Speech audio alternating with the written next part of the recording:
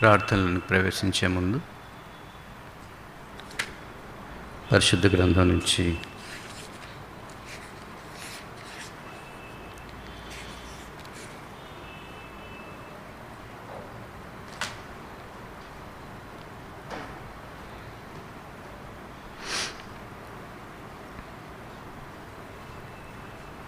నిర్గమాకాండం 32వ అధ్యాయం.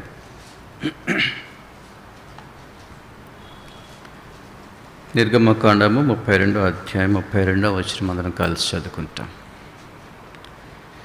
నిర్గమకాండము 32వ అధ్యాయం 32వ వచనం అందరం కలిసి చదువుకుంటాం. చదవగలిగిన వాళ్ళు భాగాన్ని తీసి స్పష్టంగా బిగ్గరగా ప్రార్థనాపూర్వకంగా చదివే ప్రయత్నం చేస్తాం.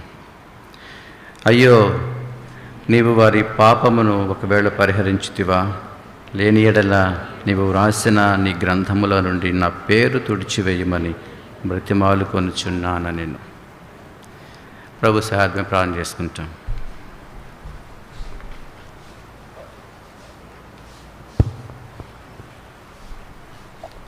ప్రేమగల మా పరలోకపు తండ్రి, దయగల దేవ, యేసుక్రీస్తు ప్రభు వారి శ్రేష్టమైన నామమున మీ వందనాలు చెల్లిస్తూ ఉన్నాం. ఈ దినాన సమయంలో చిన్న మందగా మేమందరం కూడి రావడానికి మీరు ఇచ్చిన అనుకూలతను బట్టి, ధన్యతను బట్టి, తరుణాన్ని బట్టి, అదృష్టాన్ని బట్టి, భాగ్యాన్ని బట్టి మీకు వందనాలు, స్తుతులు, స్తోత్రాలు చెల్లిస్తూ ఉన్నాం. ఇప్పటి వరకు తండ్రి పాటల ద్వారా మిమ్మల్ని మీరేమేమి తెచ్చుకున్నారు, అదే రీతిగా ప్రభువా మీ మాటలు పంచుకునే ప్రయత్నం చేస్తూ ఉండగా మాట్లాడాలని తలుచుకున్నట్టు మీ దాసుడు మీరు ఏర్పాటు చేసుకునేవాడు, దేనికి పనికిరాడు ప్రభు, దయతో జ్ఞాపకం చేసుకునండి. అల్పుడు, భాగ్యుడు, ఎన్నికలేనటువంటి వాడు, పరలోకంలో నుంచి మీరు ఏదైనా ఇస్తేనే తప్ప ఏమీ చెప్పజారని సహాయుడు, దయతో జ్ఞాపకం చేసుకునండి. ఈ దాసుని మీ రక్తంతో కడగండి, శుద్ధునిగా చేయండి, మీ ఆత్మాభిషేకం దయచేయండి, మీ సిలువ చట్టు మరుగుపరుచుకునండి. ప్రతి మాట, పలుకు, తలంపు, క్రియ కూడా ప్రభు మీ నామమహిమ ఆత్మ వాడబట్టుకు అంగీకరించండి. తండ్రి, నీ దాసుని కన్నుల ద్వారా మీరు చూడండి, ఆ పెదవుల ద్వారా మీరు మాట్లాడండి, ఆ నాలుక ద్వారా మీరు ఉచ్చరించండి, ఆ గొంతుకు ద్వారా మీరు స్వరించండి, ఆ గుండె ద్వారా మీరు తలంచండి, ఆ తనువు ద్వారా మీరు ఉనికిని కలిగి ఉండండి. మీ నామానికి అత్యధికంగా మేము ఆపాదించుకునండి. చదువుకున్న లేఖనాన్ని మేము చేతిలో పెడుతుండగా ఆశీర్వదించండి, విరవండి, మాకందరికీ అర్థమో రీతిలో పట్టించండి. అటు రీతిగా ఆ ప్రార్థన ప్రక్రియ మేము కూడా నేర్చుకొని ఆ విధమైన ప్రార్థనలో పాలుభగసులుగా అవ్వడానికి సహాయం చేయండి. సమస్త ఘనత, మహిమ, ప్రభావం మీకు ఆరోపించుకుంటూ రమ్మని యేసుక్రీస్తు ప్రభు వారి శ్రేష్టమైన నామమున పదంతో ప్రార్థించి అడిగి వేడుకుంటున్నాం తండ్రి, ఆమేన్.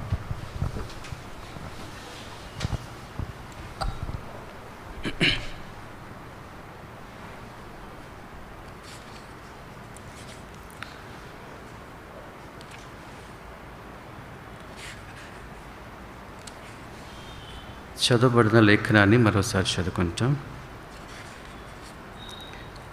నిర్గమకాండము 32వ అధ్యాయం 32వ వచనం అందరం కలిసి చదువుకుంటాం. అందుకు యెహోవా, అయ్యో, నీవు వారి పాపమును ఒకవేళ పరిహరించుతివా, లేని ఎడల నీవు రాసిన నీ గ్రంథంలో నుండి నా పేరు తుడిచివేయమని బ్రతిమాలు కొనుచున్నానని. పరిశుద్ధ గ్రంథంలో మనం గమనించినట్లయితే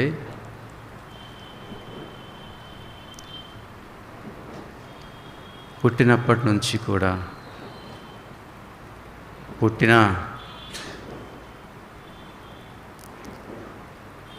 జన్మించినప్పటి నుంచి కూడా ఆ జన్మ పుట్టుకను ముగించే వరకు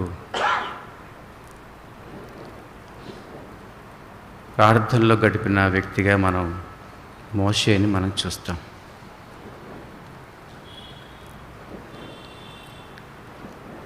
చిన్నతనంలోనే మనం గమనిస్తే 2వ అధ్యాయంలో మనం గమనించినప్పుడు ఒక జమ్ము పెట్టెలో ఉన్న బాలుడైన మోషేని చూసినప్పుడు ఆ స్త్రీ ఆ పెట్టెను తీసినప్పుడు పెట్టెను తెరిచి చూడగా ఆ పిల్లవాడు ఏడ్చుచూ ఉండెను అనే మాట మనం చూస్తాం.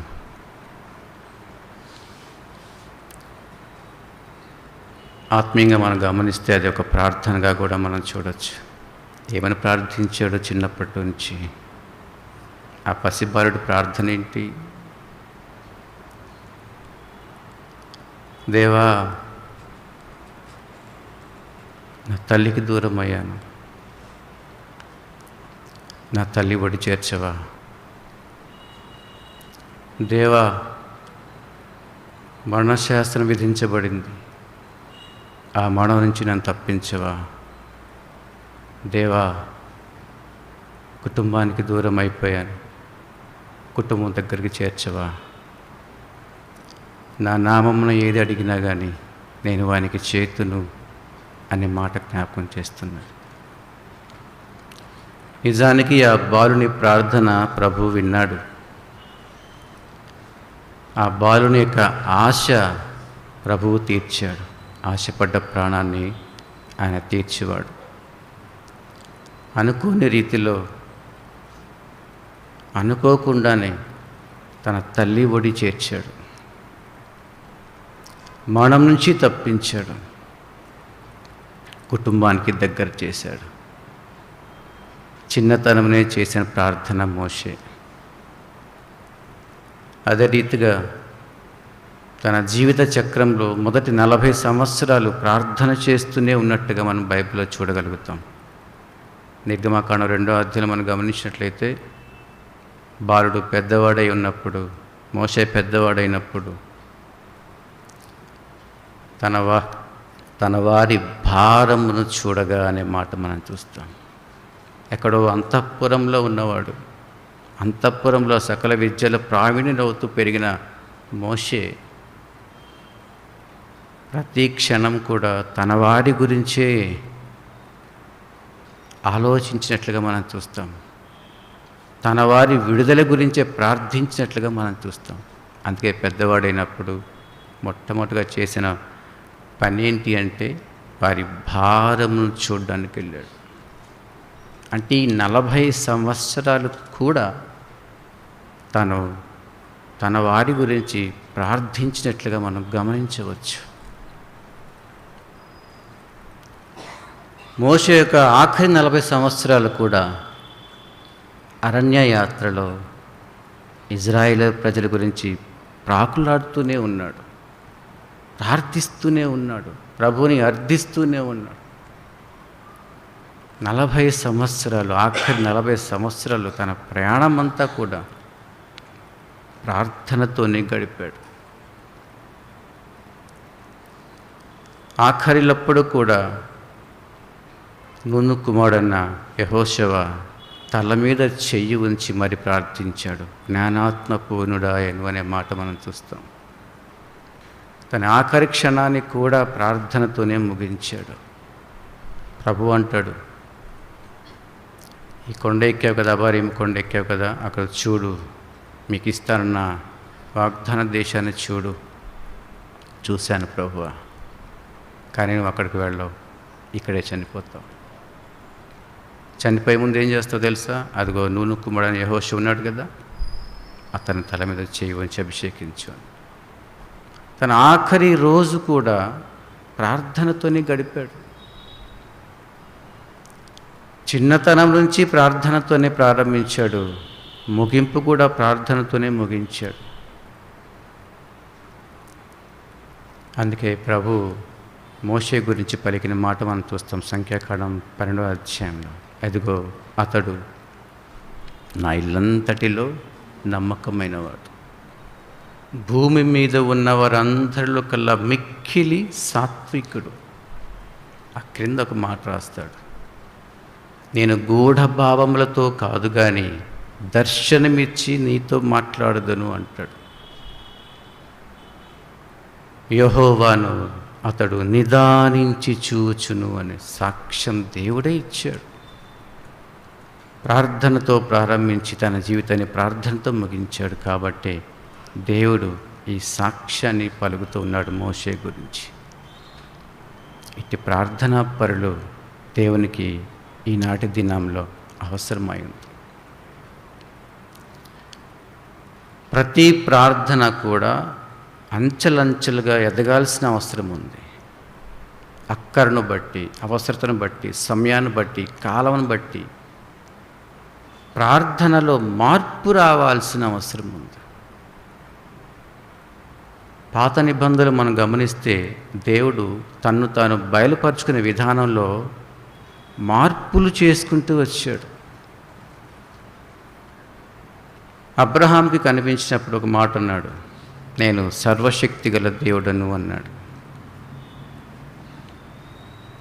కొంత దూరం వెళ్ళిన తర్వాత ఇంకా మనం ముందుకు వెళ్ళి చూసినట్లయితే ఆ తర్వాత తరంతో అంటున్నాడు, నేను నీ తండ్రి దేవుడను అన్నాడు. ఇంకొంచెం తరం ముందుకు వెళ్ళినప్పుడు మాట అంటున్నమాట, నేను ఉన్నవాడను అన్నాడు. ఇంకా కొంచెం ముందుకెళ్ళి 6వ అధ్యాయం మనం చూస్తే, నేనెవరో తెలుసా నీకు? నేను సర్వశక్తుడైన దేవుడను అని వారికి నేను కనబరుచుకున్నాను, కానీ అబ్రహాము దేవుడను, ఇస్సాకు దేవుడను, యాకోబు దేవుడను, కానీ యెహోవా అనే నా నామమున వారికి బయలుపడలేదు అంటూ తన గురించి బయలుపరుచుకుంటూ ఉన్నాడు. 16, 17 అధ్యాయాల్లో మనం చూస్తే నేను సర్వశక్తి గల దేవుడిని మాత్రమే చెప్పాడు. 50 అధ్యాయాలు దాటిన తర్వాత చెప్తున్నాడు, నేను ఎవరో తెలుసా నీకు? నేను ఉన్నవాడను. ఏమనుకుంటున్నావు నా గురించి?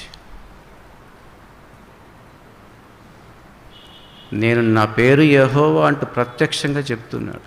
ఇంకా ముందుకెళ్ళి మనం చూస్తే తన విశ్వరూపాన్ని చూపిస్తూ వచ్చాడు, ప్రభావ దర్శనాన్ని చూపిస్తూ వచ్చాడు. యెషయా చూసిన తర్వాత అన్నాడు, అయ్యో అయ్యో అయ్యో అయ్యో, ఎంత అపవిత్రుడని నేను, ఈ దేవుణ్ణ అపవిత్రమైన పెదవులు గలవాడని అన్నాడు. తన్ను తాను బయలుపరుచుకునే విధానంలో తన వర్తమానాన్ని మార్చుకుంటూ వచ్చాడు. కాలానికి అనుగుణంగా తన వర్తమానాన్ని మార్చాడు. యేసుప్రభు వారు కూడా అదే చేశారు. ప్రారంభంలో అన్న మాట ఏంటండి? ఇదిగో పరలోక రాజ్యం వచ్చుచున్నది.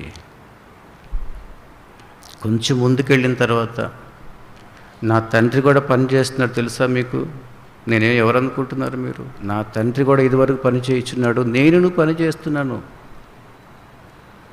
ఇంకొంచెం ముందుకెళ్ళి ఒక మాట అంటాడు, ఒక శిష్యుడు అంటాడు, అయ్యా మా తండ్రి గారి దగ్గరికి వెళ్ళి చూసుకొని రావాలి, టైం ఇస్తావా, అవకాశం ఇస్తావా అంటే, ఏమనుకుంటున్నావు నువ్వు? నీ తండ్రి తర్వాత ముందు నన్ను చూడు. తన వర్తమానాన్ని మార్చుకుంటున్నాడు. ఇంకా ముందుకెళ్ళి అంటాడు, నేను త్వరగా వెళ్ళిపోతున్నాను, జాగ్రత్తగా ఉండండి. వర్తమానాన్ని మార్చాడు, టైంని బట్టి, అవకాశాన్ని బట్టి, కాలాన్ని బట్టి. ఇంకా చివరి దినాలు అన్న మాట ఏంటి? ఆ పునరుద్ధానుడైన తర్వాత వెళ్ళండి శిష్యులుగా చేయండి. ఈ మాట ముందు ఎందుకు అనలేదు? సిద్ధంగా ఉండండి అని. కాలానికి అనుగుణంగా తన వర్తమానాన్ని మార్చుకుంటున్నాడు, తన బయలుపరుపును కూడా మార్చుకుంటున్నాడు. ప్రకటనలో మనం చూస్తే తన ప్రభుత్వం ఏంటో, తన ఉగ్రత ఏంటో చూపించాడు. అదే ఉగ్రత ఆదికాండంలో ఎందుకు చూపించలేదు? అదే ఉగ్రత మత్తయిలో ఎందుకు చెప్పలేదు? కాలం బట్టి వర్తమానం మారుతూ ఉంది. తన ప్రత్యక్షత మార్చుకుంటూ ఉన్నాడు. ప్రార్థన కూడా మార్చాల్సిన అవసరం ఉంది. ఈ వేరియేషన్ అనేది మోషేలో మనం చూస్తాం. అవసరాన్ని బట్టి, సమయాన్ని బట్టి, కాలాన్ని బట్టి తన వర్తమానాన్ని ఎలాగైతే మార్చుకున్నాడో, తన బయలుపరుపుని ఎలా అయితే మార్చుకున్నాడో, తన ప్రత్యక్షను ఎలా అయితే మార్చుకున్నాడో, చూపిస్తూ వచ్చినాడో మోషే గ్రహించాడు. తన ప్రార్థనను మార్చుకున్నాడు ఆ విధంగా, దేవునికి అనుగుణంగా.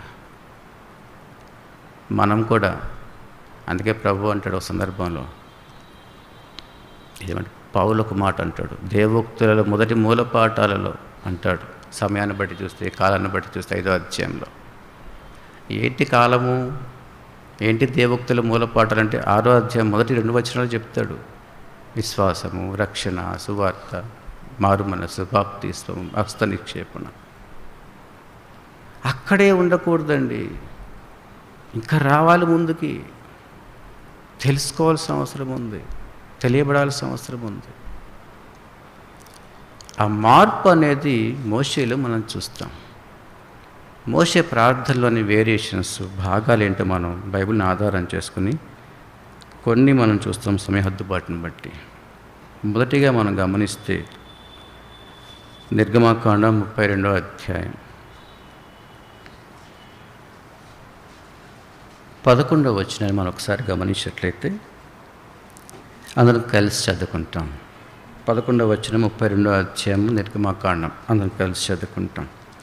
మోషే తన దేవుడైన యెహోవాను బ్రతిమాలుకొని, యెహోవా,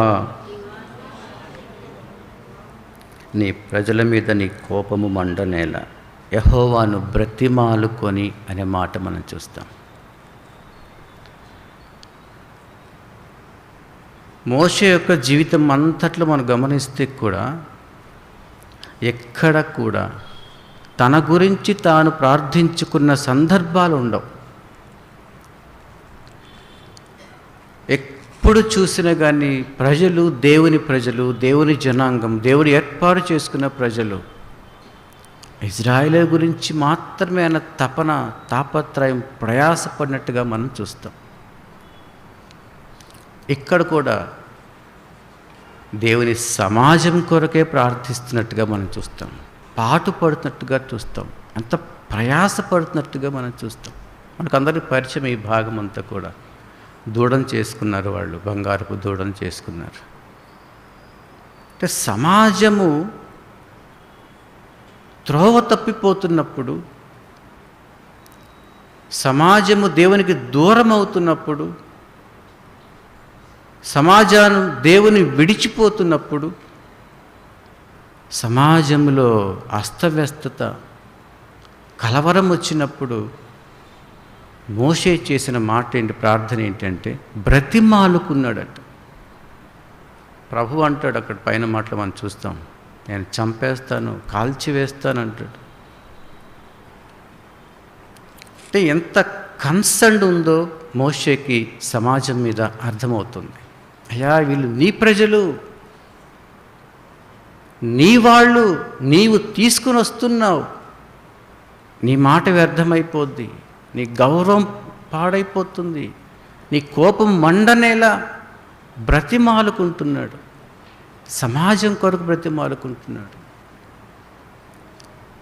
సమాజం కొరకు మనం ప్రార్థించాల్సిన అవసరం ఉంది. సమాజము అనేది దేవుని యొక్క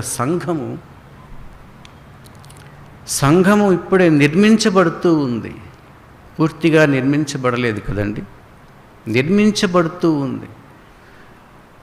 నిర్మించబడుతున్న సందర్భంలో ఎవరైతే సంఘంలో చేర్చబడ్డారో వారి కొరకు ప్రార్థించడమే కాకుండా సంఘములో చేర్చబడాల్సిన వారు కూడా ఉన్నారు, వారి కోసం కూడా ప్రార్థన చేయాల్సిన అవసరం ఉంది. వారి కొరకు మనం ఏం చేయాలి, ప్రణాళిక రచన ఏ విధంగా చేయాలి, దాని కొరకు కూడా ప్రార్థించాలి. వచ్చిన వాళ్ళు పడిపోకుండా ప్రార్థించాలి.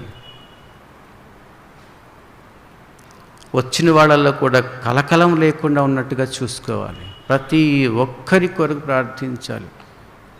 సంఘము అంటే ఏక ఆత్మ, ఏక తాత్పర్యము అనే మాట మనకు అందరికీ తెలిసిన విషయమే. ఒక్క మనిషి, ఒక ఆత్మ ప్రార్థన ప్రతి ఒక్కరి ఆత్మ ప్రార్థన అయి ఉండాలి. అందరి తరపున వకాల్తా పుచ్చుకున్న ప్రార్థన అయి ఉండాలి. మోషే ఇలా ప్రార్థించాడు. ప్రతి ఒక్కరి ఆలోచనే ఒకరి ప్రార్థన అయి ఉండాలి. వాడు పడిపోతున్నప్పుడు, వాడు చెడిపోతున్నప్పుడు, వాడు దిగజారిపోతున్నప్పుడు, వాడు కృంగిపోతున్నప్పుడు, ఒకడు దీనుడిగా మార్చబడ్డప్పుడు లేపే ప్రార్థన అయి ఉండాలి.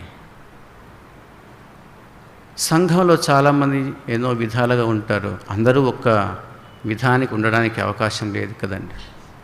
కొందరు బలహీనతలు ఉంటాయి, బలహీనతలు బట్టి ఒక్కోసారి పడిపోతూ ఉంటారు. కొందరికి వేరే వేరే అలవాట్లు కూడా ఉంటాయి. అవన్నీ కూడా జ్ఞాపకం పెట్టుకొని మనస్సులో ఉంచుకొని దేవుణ్ణి బ్రతిమాలుకోవాల్సిన అవసరం ఉంది. ప్రతి విషయాన్ని కూడా తన సొంతానికి కాకుండా సంఘ క్షేమాభివృద్ధి కొరకై చేయాల్సిన ప్రార్థనగా ఉంది. అది మోషే మనకి జ్ఞాపకం చేస్తున్నాడు. వాళ్ళు పాడైపోయారు, దూడను చేసుకున్న తర్వాత ఆ దూడను కాల్చివేసి నీళ్ళలో వేసి ఆ నీళ్లు త్రాగించాడు. హెచ్చరించాలి, బుద్ధి చెప్పాలి, కట్టాలి, నిలబెట్టాలి, బోధించాలి. ఆ పని మోషే చేశాడు. వాళ్ళని హెచ్చరించాడు, వాళ్ళకి బుద్ధి చెప్పాడు. మనం అనేక తప్పులు చేస్తూ ఉంటాం. మనం అనుకుంటాం మనం చేసే పని ఎవరికి తెలియదులే అనుకుంటాం. కానీ రేపు న్యాయపీఠం ఎదుట ఎవరికీ తెలియదు అనుకున్నాం కదా, ఆ మాట ప్రపంచం వింటుంది. ఆ మాట ఆదాము మొదలుకొని ఆనాటి దినం వరకు ఉన్న ప్రతి ఒక్క వ్యక్తి వింటాడు. గ్రంథములు తెరవబడినప్పుడు, మన గురించి చెప్పబడుతున్నప్పుడు, అయ్యో స్త్రీ ఇలాంటిదా, ఈ సహోదరి ఇలాంటిదా, ఈ సహోదరుడు ఇలాంటివాడా, ఈ అన్న ఇలాంటివాడా, అయ్యో బాగానే ఉంటాడే, చక్కగా వర్తమానం ఇస్తాడే, ఇలా ఉన్నాడా, ప్రపంచం వింటుంది. అది అలాంటి సందర్భం రాకుండా ఉండాలంటే ప్రతి ఒక్కరూ మోషే ప్రార్థన చేస్తూ ఉన్నట్టుగా కనిపిస్తూ ఉండాలి. ప్రతి ఒక్కరు ఒక మోషే అవ్వాలి. ప్రతి ఒక్కరి ప్రార్థన ఒక మోషే ప్రార్థన అవ్వాలి.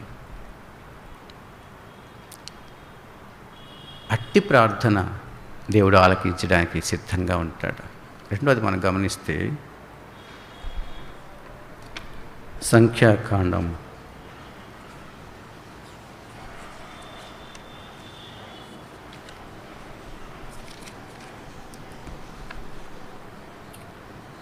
27వ అధ్యాయం. సంఖ్యాకాండం 27వ అధ్యాయం 15వ వచనం అందరం కలిసి చదువుకుంటాం. 27వ అధ్యాయం సంఖ్యాకాండం 15వ వచనం అందరం కలిసి చదువుకుంటాం. అప్పుడు మోషే యెహోవాతో ఇట్లనెను, యెహోవా సమస్త మానవుల ఆత్మలకు దేవా, యెహోవా సమాజము కాపరి లేని గొర్రెల వలె ఉండకుండానట్లు ఈ సమాజం మీద ఒకరిని నియమించుము. ఇక్కడ మనకు ఈ భాగాన్ని మనం గమనిస్తే జాగ్రత్తగా, మోషే తన జీవితాన్ని పణంగా పెట్టి దేవుడు చెప్పిన కార్యక్రమాన్ని, దేవుడు చెప్పిన ఆజ్ఞకు లోబడి 40 సంవత్సరాలుగా అరణ్యంలో తిరుగుతూ 6 లక్షలకు పైగా ఉన్నటువంటి ఆ జనాంగాన్ని నడిపిస్తూ ఉన్నాడు. మార్గం మధ్యలో ఎన్నో ఆటుపోట్లు ఎదుర్కొన్నాడు, ఎన్నో కష్టాలు ఎదుర్కొన్నాడు, ఎన్నో సణుగులు ఎదుర్కొన్నాడు, వ్యతిరేకతను ఎదుర్కొన్నాడు. ఎంతోమంది గొణిగారు. కొన్ని వేల మందికి న్యాయం తీర్చడానికి తాను పూనుకున్నాడు. అంత కష్టపడ్డాడు. వాళ్ళ మామగారు వచ్చి చెప్తే అంతవరకు కూడా ఆయనకు అర్థం కాల, తెలియలే. నా వాళ్ళు అనుకొని వారికి న్యాయం తీర్చే పనిలో నిమగ్నమైపోయాడు. వాళ్ళ మామగారు వచ్చి అన్నారు, అయ్యా ఎందుకు ఇంత ప్రయాసపడతావయ్యా, వాళ్ళు డివైడ్ చేసి వాళ్ళకు న్యాయాధిపతి పెట్టు, నీకు ఈజీగా అయిపోతుంది కదా అంటూ సలహా ఇచ్చినంత వరకు కూడా తనకు ఆ ధ్యాస లేదు. నా వాళ్ళకి నేనే చేయాలి, న్యాయం చేయాలన్న ధ్యాసే ఉంది ఆయనకి. ఎంత గొణిగినా, ఎంత సణిగినా, ఎంత ఇబ్బందులు పెట్టినా వాళ్ళ మీద ఉన్నట్టు కన్సర్న్ ఆ విధంగా ఉంది. సంఘం మీద ఉన్నటువంటి కన్సర్న్ ప్రతి ఒక్కరికి ఈ విధంగా ఉండాలి.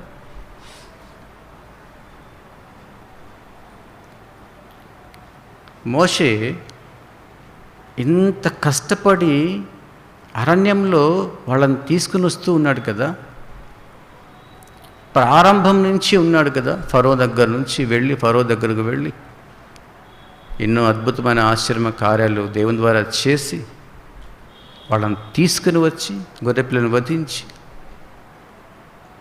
వాళ్ళని విడుదల చేసి ఇనుప కొలిమిలో నుంచి తీసుకుని వచ్చేట్టుగా తీసుకొచ్చాడు వాళ్ళని. ఆ అరణ్యంలో సముద్రాన్ని దాటించాడు.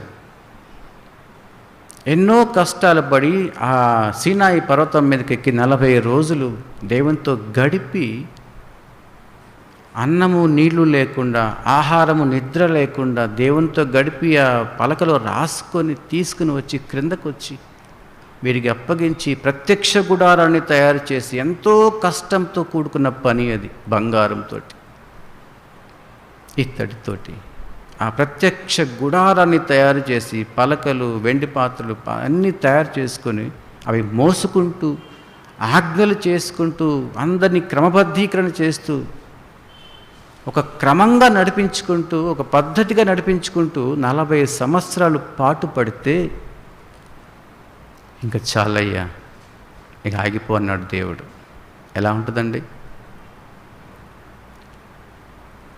30 ఏళ్ళు కుమారుడిని పెంచి పెద్ద చేసి వాడికి ఉద్యోగం వచ్చిన తర్వాత తండ్రి నువ్వు నాకు అవసరం లేదు పో అని బయటికి గంటేస్తే మనకు ఎలా ఉంటుందండి? ఆ సందర్భంలో నేనుంటే ఏం దేవుడు అయ్యా నువ్వు అంటాను నేను. నువ్వే కదా నేనేదో గొర్రెలు కాసుకుంటా ఉంటే రమ్మన్నావు, పిలిచావు, మోషే మోషే అన్నావు, మాట్లాడావు, పొమ్మన్నావు, వెళ్ళాను. తన గురించి తను ఎప్పుడు కూడా పట్టించుకోలేదు. తను వెళుతుంటే ప్రభు చంప చూశాడు. ఒక సందర్భంలో తన భార్య అడ్డం వచ్చి బ్రతికించే ప్రయత్నం, అంటే భార్యని పిల్లల్ని కూడా తను పట్టించుకోలే. దేవుని మాటను పట్టించుకున్నంతగా, ఇజ్రాయేల్ ప్రజల గురించి పట్టించుకున్నంతగా, సంఘం గురించి, సమాజం గురించి పట్టించుకున్నంతగా తన బిడ్డలు కూడా పట్టించుకోలేదు. ఇలాంటి సేవ నీకు చేస్తే ప్రభువా ఏంటి ఈ మాట అంటున్నావు? వద్దా? నువ్వు పంపిస్తానన్నావు, చూపిస్తానన్నావు కదా, చేరుస్తానన్నావు కదా, అక్కడ నేను వద్దా? ఇది మరీ అన్యాయం కదా ప్రభువా. ఇంత కష్టపడ్డాను నేను, ఇంత శ్రమ చేశాను, ఇంత ప్రయాసపడ్డాను కదా ప్రభువా, ఎందుకు నాకు అవకాశం ఇవ్వవు? మెరీబా దగ్గర జ్ఞాపకం చేస్తాడు. ఆ చిన్నదానికి వదిలేయాలా నన్ను అని అనలేదు. ఒక మాట అన్నాడు, ప్రభువా పర్వాలేదు, నేను రాకపోయినా పర్వాలేదు, కానీ ఈ ప్రజలకి మాత్రం ఒక నాయకుడిని తయారు చేయవా? అది నీ ప్రార్థన అయి ఉండాలి. నా గురించి నాకు ఏ కన్సర్న్ అవసరం లేదు, నన్ను నువ్వు చూసుకుంటావు, నాకు ఆ ధైర్యం ఉంది. కానీ ఈ ప్రజలు వీరి కాపరి లేని గొర్రెలుగా ఉండకూడదు ప్రభువా. వాళ్ళు నాయకుడు లేకపోతే వాళ్ళు చెల్లాచెదురైపోతారు. వాళ్ళకి నాయకుడిని తయారు చేయవా? ఇది మన ప్రార్థన అయి ఉండాలి. ఎంతోమంది పరిచారకులు లేపబడాలి. సంఘం కట్టబడాలంటే, సువార్త ప్రకటించబడాలంటే మన ప్రకటన సరిపోదు. ఎంతోమంది ప్రవక్తలు లెగవాల్సిన అవసరం, పరిచారకులు లెగవాల్సిన అవసరం ఉంది. కోత అయితే విస్తారం ఉంది, పనివారు కొద్దివారే ఉన్నారు. ఇది ఎప్పుడు చెప్పారు ఈ మాట? ప్రభు 2000 సంవత్సరాలకు ముందు చెప్పారు కదండి. అప్పటి జనాభాను బట్టి కోత విస్తారము, పనివారు కొద్దివారు అన్నాడు కదా. అదే ఇప్పటిని బట్టి ఆలోచిస్తే కోత అతి విస్తారంగా ఉంది అనే మాట యాడ్ చేయాలి అందులో.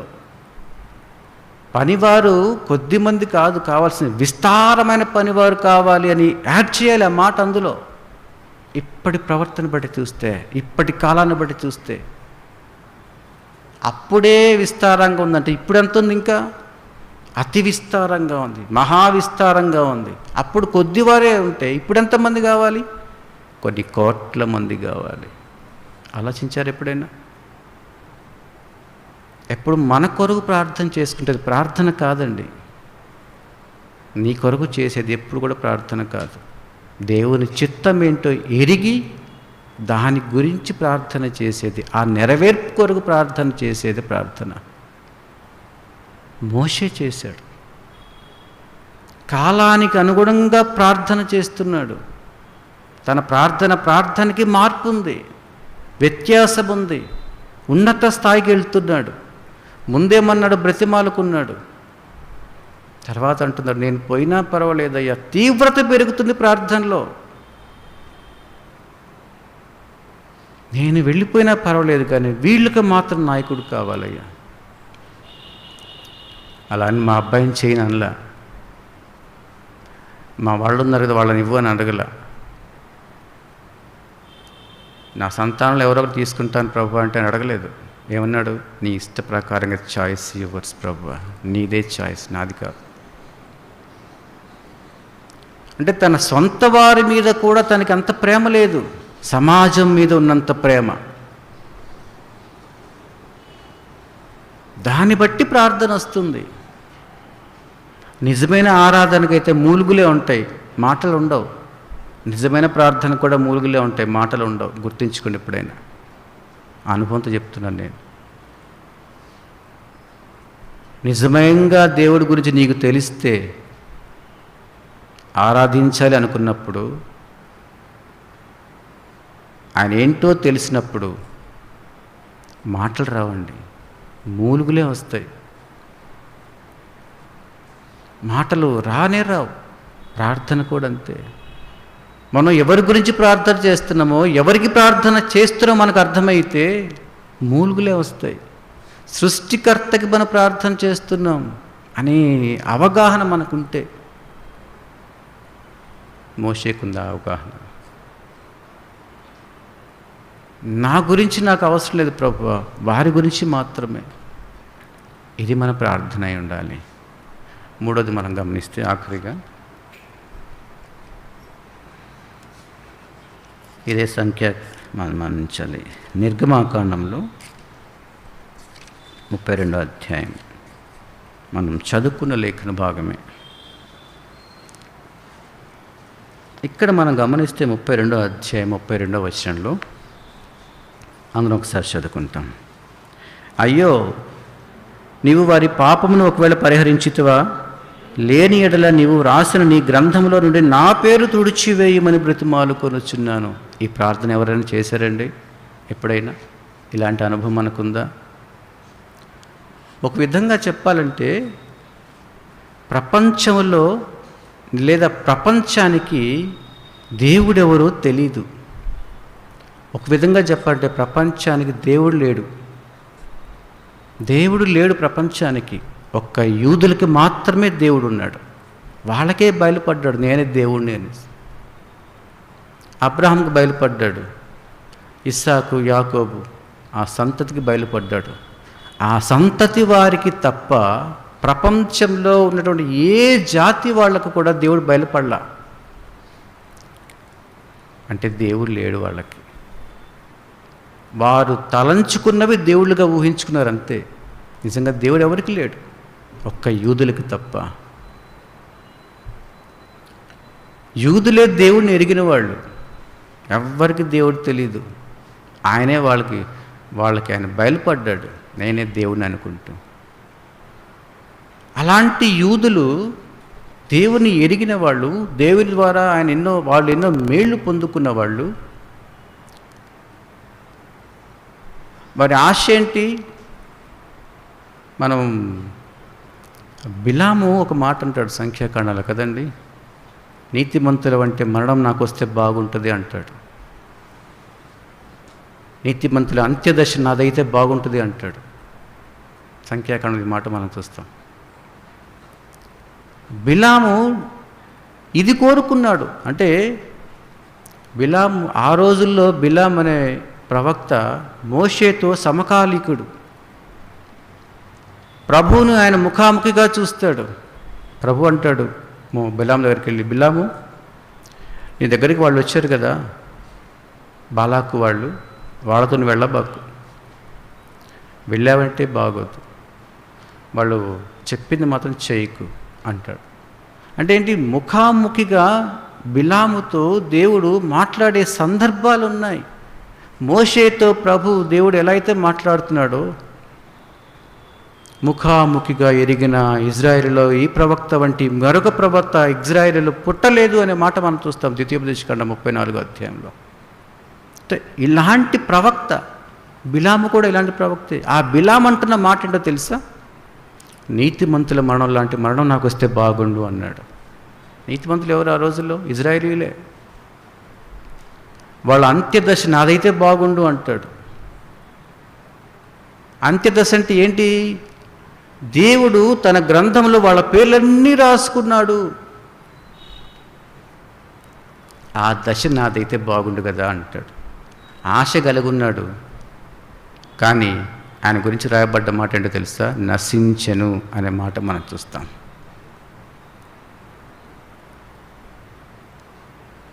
అంటే యూదులకి మాత్రమే దేవుడు తన గ్రంథంలో వీరి మాటలు రాసుకున్నాడు, వీరి పేర్లు రాసుకున్నారు. ఆయనతో నివసించే భాగ్యం వీరిదొక్కరిదే. అది నేను చెప్పదలుచుకున్న మాట ఇక్కడ. ప్రపంచంలో మరికి ఎవ్వరికి రాలేదు, వీరికి మాత్రమే దక్కింది ఆ అవకాశం. మరెవ్వరికి లేదు. అంత గొప్ప అవకాశం అది. దేవుని గ్రంథంలో పేరు రాయబడ్డం అంటే ఎంత గొప్ప అవకాశం. అలాంటి గొప్ప అవకాశాన్ని మోషే అంటున్నాడు, ఆ అవకాశం నాకొద్దు ప్రభువా అంటున్నాడు. ఎందుకు తెలుసండి? నాకు అవసరం లేదయ్యా ఆ అవకాశం, ఆ పేరు నాకు అవసరం లేదు. ఇదిగో వీళ్ళని చేర్చు నా బదులు. నేను ఆ గ్రంథంలో నా పేరు లేకపోయినా పర్వాలేదు, కానీ వీళ్ళుండాలి, సంఘం ఉండాలి. ఇలాంటి ప్రార్థన ఎప్పుడైనా చేశారా మనం? అయ్యా ప్రభువా, మా ఇంటి ప్రక్కన వాళ్ళు మారట్లేదు, నేను మీ దగ్గరికి రాకపోయినా పర్వాలేదు, నా పేరు మీ గ్రంథంలో లేకపోయినా పర్వాలేదు, వాళ్ళు మారాలి ప్రభు, వాళ్ళు రావాలి ప్రభు అనే ప్రార్థన ఎప్పుడైనా చేశామా? మోషే చేసే ప్రతి ప్రార్థన కూడా వేరియేషన్స్ ఉన్నాయి. ఉన్నత స్థాయికి వెళుతూ ఉన్నాడు. గ్రాఫ్ ఇలా వెళ్ళిపోతూ ఉంది. మన గ్రాఫ్ ఇలా ఉంటుంది. తీవ్రత పెరగాల్సిన అవసరం ఉంది. ఎంతమంది మన చుట్టుప్రక్కల వాళ్ళు నశించిపోతున్నారు ఆలోచించామా? సంఘములో కూడా 2 రకాల వ్యక్తులు మనకు కనబడుతూ ఉంటారు. కప్ప లక్షణాలు అంటాం కదండి. కప్పకి అది నీళ్ళలో బ్రతుకుతుంది, బయట కూడా బ్రతుకుతుంది. సుప్తావస్థ అంటాం కదా. నీళ్ళలో జీవిస్తుంది, బయట కూడా జీవిస్తుంది. విచారించదగ్గ విషయం ఏంటంటే కప్పకి మెడ ఉండదు. మెడ దేనికి సాదృశ్యం అండి? కాడి మోయటానికి సాదృశ్యం. మెడ ఉండదు. ఉభయచర జీవి అంటాం. అటు ఉంటుంది, ఇటు ఉంటుంది. సంఘంలో ఉంటారు, బయటతో లోకంతో కూడా మిళితమై ఉంటారు. మరొక జీవి మనం చూస్తాం, పాలిస్తుంది, జంతువులాగా పక్షిలాగా ఎగురుతుంది, గబ్బిలం. అపవాది లక్షణాలు ఇవన్నీ కూడా. సంఘంలో ఉన్నప్పుడు సంఘపరంగా మాట్లాడతాము, లోకంలోకి ఉన్నప్పుడు లోకపరంగా మాట్లాడతాం. కప్ప లక్షణాలు, గబ్బిలపు లక్షణాలు, అపవాది లక్షణాలు. కాడి మోసే భారం ఉండదు వాళ్ళకి. మోషే అంటున్నాడు, ప్రభువా నా పేరు లేకపోయినా పర్వాలేదు, ఆ పేరుంటే చాలు, ఆ సహోదరి పేరుంటే చాలు అనే కన్సర్న్ మనకుందా? మోషేకుంది. అందుకే ప్రార్థించాడు. మోషే ప్రార్థనలో మనకి వేరియేషన్స్ కనబడుతున్నాయి. మన కొరకు, తన కొరకు తాను ఎప్పుడూ ప్రార్థించిన సందర్భాలు లేవు, కానీ సమాజం కొరకు, దేవుని బిడ్డల కొరకు, దేవుని రాజ్యం కొరకు ప్రార్థించిన సందర్భాలు కోకొల్లలుగా మనకు కనబడుతూ ఉన్నాయి. తన ప్రతి ప్రార్థనకి వేరియేషన్ కనబడుతూ ఉంది. అట్టి అనుభవం నీదై ఉండాలి, నాదై ఉండాలి, మనదై ఉండాలి. సంఘపక్షంగా అట్టి ప్రార్థన మనం కలిగి ఉందాం గాక. దేవుడి వాక్య భాగాన్ని దీవించును గాక. Praise the lord. ప్రార్థనలో ప్రవేశిస్తాము.